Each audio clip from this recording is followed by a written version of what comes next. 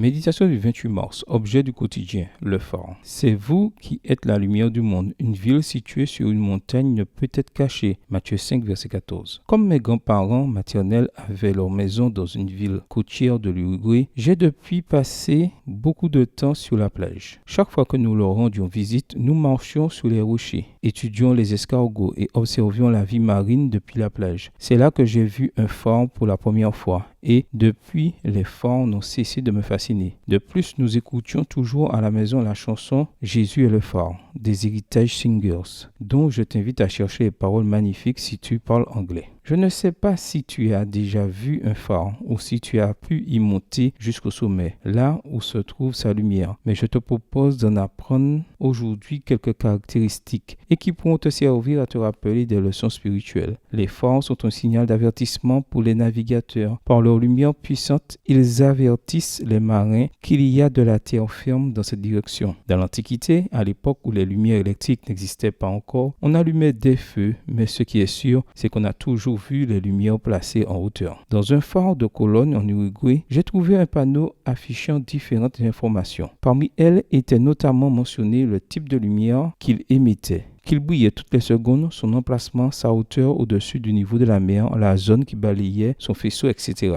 Ce phare particulier brillait depuis le 24 janvier 1857. J'ignore depuis combien de temps ta lumière brille, à quelle fréquence et jusqu'où elle s'étend. Mais nous savons qu'en tant qu'enfants de Dieu, nous avons la responsabilité de la faire briller et non de la cacher. Jésus en parle comme d'une évidence. Une ville située sur une montagne ne peut être cachée. Cette semi-déclaration est un ordre à moitié camouflé. Chaque phare a un temps de pause différent. Je ne sais pas si tu as l'habitude d'émettre ta lumière très souvent ou si tu le fais entre de longs intervalles. Aujourd'hui, le GPS et autres systèmes modernes ont réduit l'importance des phares, mais ils restent utiles pour la navigation de nuit. Il est possible qu'autour de toi, beaucoup de gens semblent avoir de la lumière, mais pour finalement prouver qu'ils naviguent dans l'obscurité. Assure-toi de rester utile pour eux, de montrer qu'un enfant de Dieu dont la lumière est allumée n'est jamais quelque chose d'obsolète. Guide-les vers la vraie lumière, le Christ, la lumière du monde. Bonne journée à toi et que le Seigneur te bénisse.